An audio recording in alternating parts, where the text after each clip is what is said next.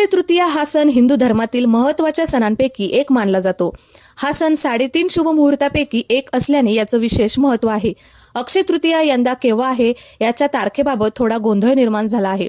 चला मग जाणून घेऊया अक्षय तृतीया नेमकी कोणत्या तारखेला साजरी करावी व पूजेचा शुभ मुहूर्त काय आहे। अक्षय तृतीया ही दरवर्षाच्या वैशाख शुक्ल तृतीयेला साजरी करतात। या सणाला हिंदू धर्मात विशेष महत्त्व आहे।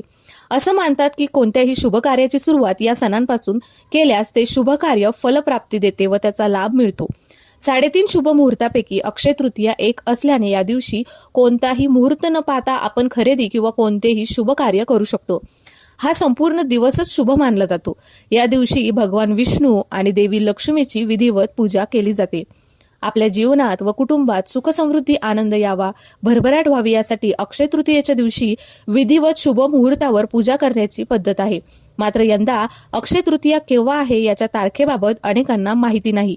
चला मग पाहूया अक्षय तृतीया केव्हा साजरी करावी, नेमकी तारीख व पूजेचा शुभ मुहूर्त कोणता तर तो जाणून घेऊया। वैशाख शुक्ल तृतीया तिथी प्रारंभ 18 एप्रिल 2026 ला सायंकाळी 6:22 सुरू होणार आहे आणि वैशाख शुक्ल तृतीया तिथीची समाप्ती 19 एप्रिल 2026 रोजी दुपारी 3:47 संपणार आहे। अक्षय तृतीया पूजा व खरेदीचा शुभ मुहूर्त। पूजेचा शुभ मुहूर्ताचा प्रारंभ 19 एप्रिल 2026 सकाळी 6:08 ते दुपारी 12:09 सोने खरेदीचा शुभ मुहूर्त 19 एप्रिल 2026 सकाळी 6:08 ते 3:47 अभिजित मुहूर्त 19 एप्रिल 2026 रोजी दुपारी 11:55 ते 12:47 अभिजित मुहूर्त असेल।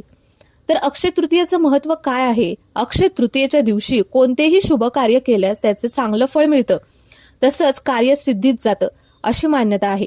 या दिवशी सोनं किंवा कोणतीही गोष्ट खरेदी केल्यास त्यात वाढ होते, भरभराट मिळते असं मानतात। अक्षय तृतीया हे नवीन युगाचं पर्व मानलं जातं।